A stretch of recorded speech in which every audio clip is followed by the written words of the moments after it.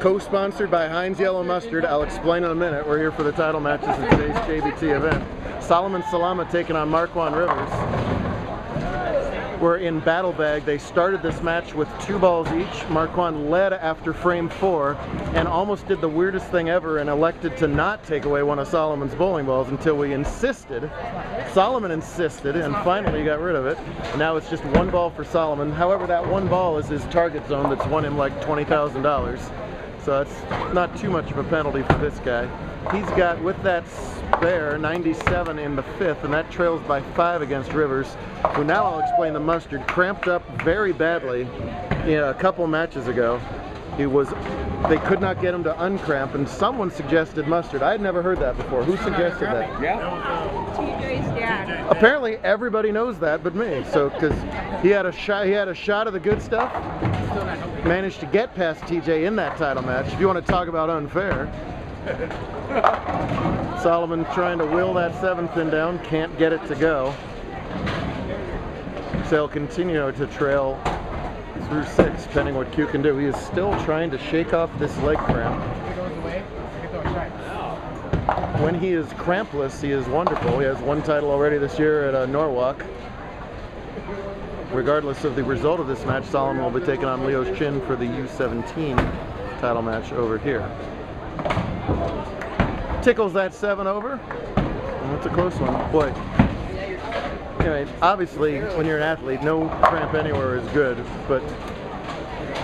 and you would think that the left leg cramp would just be a real painful one, but with these 2-handers, so much comes off the pivot step, which is the right leg, which cramped for him, that it just really impedes the progress. But he's able to walk much better than he did just about 20 minutes ago, as he is still trying to bounce it off. Well, when he was taking his practice shots against TJ, he could barely walk to the foul line, let alone actually throw the ball. And he was a couple shots away from withdrawing, which we wouldn't have blamed him for at all, of course. But see the corner pin really hard for him, but he's able to walk it right into it. This is a brave performance one way or the other. We've had cramps in title matches over the years. JD Nance with at least 1 memorable cramp. JD, I don't know if you watch these, but man, if you do, I know he's nodding his head vigorously at this moment.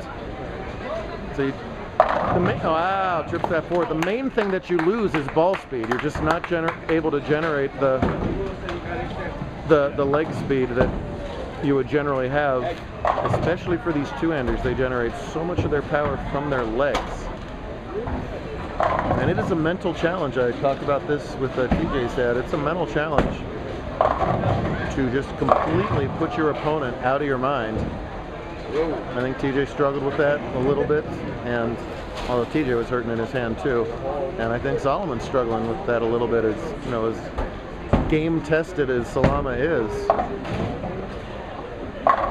All you need is that little speck of your brain to go, oh, thank goodness I'm playing someone who's injured, and suddenly you're not at 100% either.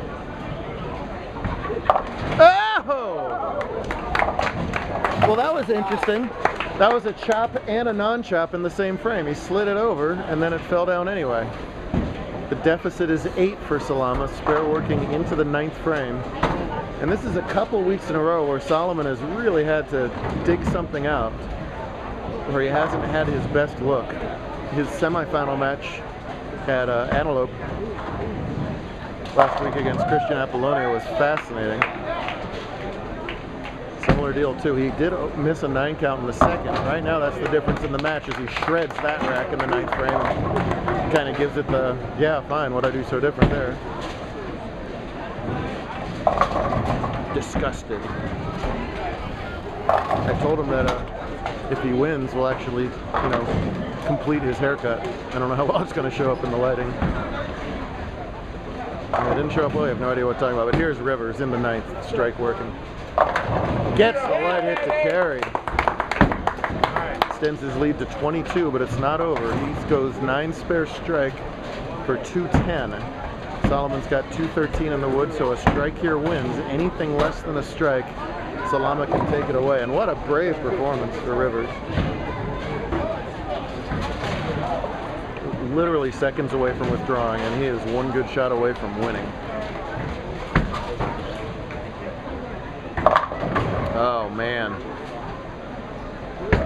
If he had his normal ball speed, that was 10 in the pit. Instead, that creeps up high and a nasty 310. Everybody knows I hate 310s anyway, but to have the slower ball speed is more of a challenge on this one, since it's harder to get the deflection. Switches to his ball that hooks less. It's a white dot. Trying to get it over there. Oh, and gets it the hard way. Well, it was tough for him to get the ball far enough right, so he'll just hit the 3-pin on the left and make it anyway. No worries. Never know if the count ball would come into play. It's not that likely here. 209 with a fill. Solomon's going to need a double and any kind of decent count to win. Win or lose, Marquand Rivers, be proud of yourself. 208.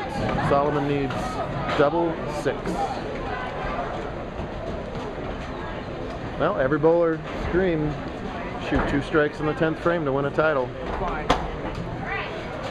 This young man may be chasing title records with us before all is said and done many years from now. And these are the ones you'd really like to win to pile up the stats. He's been close on this lane. Can he zero it in the 10th? Likes that one. There it is, shreds that rack. Needed 2 and 9 against Christian in that same match we talked about in Prescott last week. Totally up to you. Okay. Needed 2 and 9 and got 2 and 8 for a 1-pin loss. He's electing not to clear that deadwood. As long as he doesn't touch the pin, it's fine.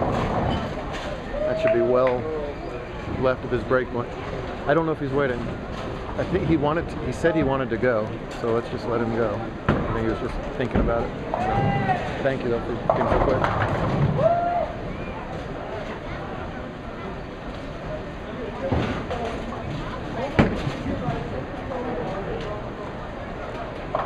This for the win.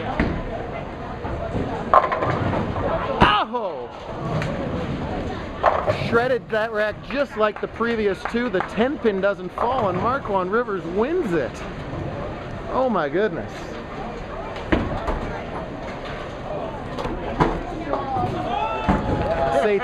Say thank you, Mr. Rock. Where'd he go? He's gone, but say thank you, Mr. Rock. It helped a little. Yeah, just a little. Won, so. How about that? Heartbreak for Salama and elation for 2-time champion Marquand Rivers. Good stuff. Solomon's going to have to find a way to keep bowling here in U17. We'll have that right in these